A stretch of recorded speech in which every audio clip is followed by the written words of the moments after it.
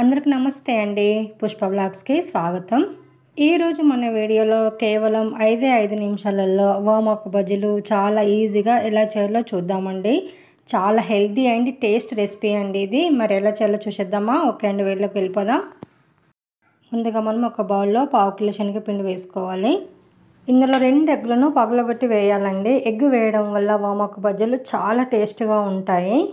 రుచికి సరిపడా salt, 1 spoon కారము, 1/2 స్పూన్ పసుపు, 1/2 స్పూన్ అల్లం వెల్లుల్లి పేస్ట్, 1 స్పూన్ జీలకర్ర, 2 స్పూన్ల బియ్యం పిండి, చిటికెడు baking soda, 1 spoon garam masala కూడా వేసేసుకొని మొత్తం కలిసిపోయేలాగా బాగా కలిపేసుకోవాలి. కొన్ని నీళ్లు పోసుకుంటూ ఇప్పుడు బాగా కలిపేసుకోవాలండి. పిండి ఉండ లేకుండా కలిపేసుకోవాలి. నీళ్ళు ఒకేసారి పోయకుండా కొన్ని నీళ్ళు పోసుకుంటూ కలుపుకోవాలి. వామాకు బజ్జీకి ఎప్పుడైనా కూడా పిండి మరీ థిక్గా ఉండకూడదండి, కాబట్టి ఇలా చూసుకోవాలి. ఇలా ఉంటే సరిపోతుంది. ఇప్పుడు వామాకులు రెడీ పెట్టుకోవాలండి. ఇలా వామాకులు మనం కాడలతో తెంపుకొని కడిగేసుకొని నీట్గా ఒక కాటన్ క్లాత్తో తుడుచుకొని రెడీ పెట్టుకోవాలి. ఇప్పుడు కట్టెలపై వెలిగించేసుకొని మనం కడాయి పెట్టేసుకుందామండి. కడాయిలో మనము ఫ్రైకి సరిపడా ఆయిల్ కూడా పోసేసుకొని వేడి చేసుకుందాం. ఆయిల్ వేడయ్యాక మనం వామాకును పిండిలో డిప్ చేసుకుంటా ఆయిల్లో వేసేసుకోవడమే. వామాకు బజ్జీకి పిండి ఎప్పుడైనా కూడా ఇలా జారుడుగా ఉండాలండి, తిక్కుగా ఉండకూడదు.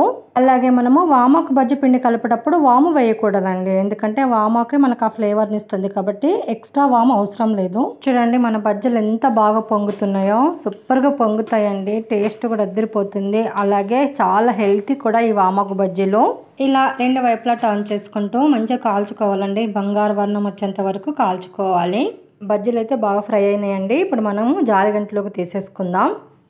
జాలిగంటలోకి తీసుకోగానే వెంటనే మనము గిన్నెలో వేసుకోకూడదండి. ఒక ప్లేట్లో ఒక 2 మినిట్స్ అలా పక్కన పెట్టడం వల్ల ఆయిల్ అంతా పోతుంది. అప్పుడు మనం గిన్నెలోకి వేసుకోవాలి.